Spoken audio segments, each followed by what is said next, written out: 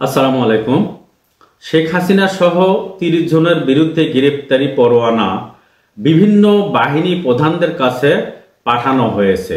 পুলিশের আইজিপি সহ বিভিন্ন বাহিনীর প্রধানদের কাছে গ্রেপ্তারি পরোয়ানা পাঠানো হয়েছে। এখন বাংলাদেশের সাবেক ২ জন প্রধানমন্ত্রী, একজন হচ্ছেন বেগম খালেদা জিয়া, আরেকজন হচ্ছেন শেখ হাসিনা, ২ জনের সাবেক প্রধানমন্ত্রী।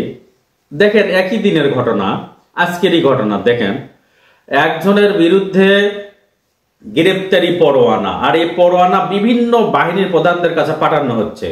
আরেকজন গতকালকে রাত 11টায় ইচ্ছা করলো যে তার স্বামীর অর্থাৎ শহীদ প্রেসিডেন্ট জিয়াউর রহমানের মাজার জিয়ারত করবে।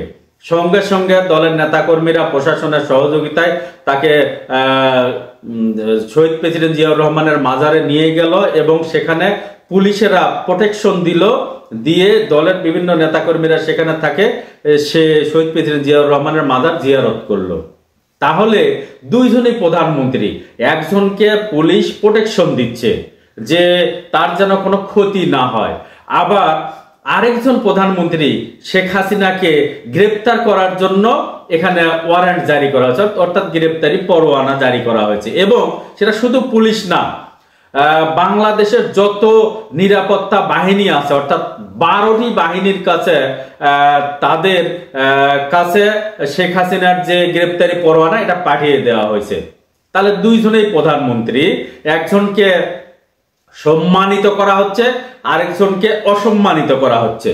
অর্থাৎ এই যে কর্মফল, মানুষের যে কর্মফল, একবার ভেবে দেখেন তো, ক্ষমতা ছিল তাই সাধারণ নিরীহ বিরোধী দল এবং প্রতিপক্ষকে এইভাবে নিষ্ঠুর নির্যাতন করে মারতে হবে?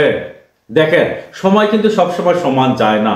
শেখ হাসিনা বলেছিল 2041 সাল পর্যন্ত তার কেউ একটা পশমও ছিঁড়তে পারবে না, সে ক্ষমতায় থাকবে। থাকলো 24 সালেই ফিনিশ।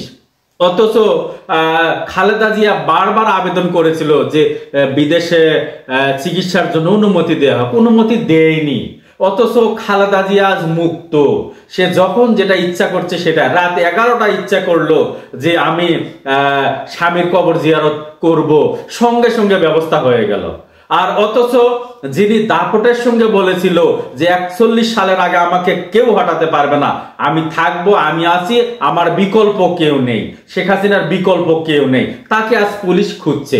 শুধু পুলিশ না, 12টি দপ্তরে গ্রেপ্তারি পরোয়ানা পাঠিয়ে দেওয়া হয়েছে। দপ্তরগুলো আমি একটু বলি আপনাদেরকে কোন কোন দপ্তরে।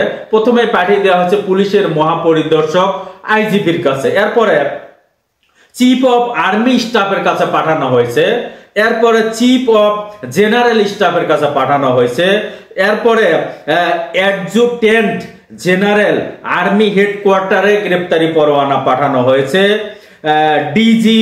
ডিজিএফআই এর কাছে গ্রেপ্তারি পরোয়ানা পাঠানো হয়েছে, ডিজি এনএসআই এর কাছে গ্রেপ্তারি পরোয়ানা পাঠানো হয়েছে, principal staff officer arm forces ডিভিশনের কাছে গ্রেপ্তারি পরোয়ানা পাঠানো হয়েছে, সচিব প্রধান উপদেষ্টার কার্যালয়ে শেখ হাসিনার গ্রেপ্তারি পরোয়ানা পাঠানো হয়েছে, ডিরেক্টর মিলিটারি ইন্টেলিজেন্স সেখানে শেখ হাসিনার গ্রেপ্তারি পরোয়ানা পাঠানো হয়েছে, ডিরেক্টর পার্সোনাল সার্ভিস ডিরেক্টরেট সেখানে শেখ হাসিনার গ্রেপ্তারি পরোয়ানা পাঠানো হয়েছে, কমান্ডেন্ট আর্মি সিকিউরিটিজ ইউনিট সেখানে শেখ হাসিনার গ্রেপ্তারি পরোয়ানা পাঠানো হয়েছে, প্রভোস্ট মার্শাল সেখানে শেখ হাসিনার গ্রেপ্তারি পরোয়ানা পাঠানো হয়েছে, সিইও আর্মি এমপি ইউনিট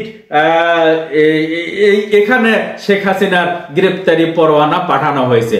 ২ জনই সাবেক প্রধানমন্ত্রী, একজনকে প্রশাসন থেকে সম্মানিত করা হচ্ছে, সিকিউরিটি দেওয়া হচ্ছে, আরেকজনকে প্রশাসন এখন গ্রেপ্তারি পরোয়ানা নিয়ে গ্রেপ্তার করার জন্য উদ্যোগ নিবে। হাইরে কপাল, হাইরে কর্মফল। যাদের ক্ষমতা আছে আমি তাদের কাছে রিকোয়েস্ট করব, কখনোই ক্ষমতার অপব্যবহার করবেন না, করবেন না। আপনি যত বড় শক্তিশালী হন না কেন, যত বড় ক্ষমতাশালী হন না কেন, আপনাকে একদিন না একদিন বিচারের কাঠগড়ায় দাঁড়াতেই হবে, দাঁড়াতেই হবে, দাঁড়াতেই হবে। এই বলে আমি আমার কথা শেষ করছি। আসসালামু আলাইকুম।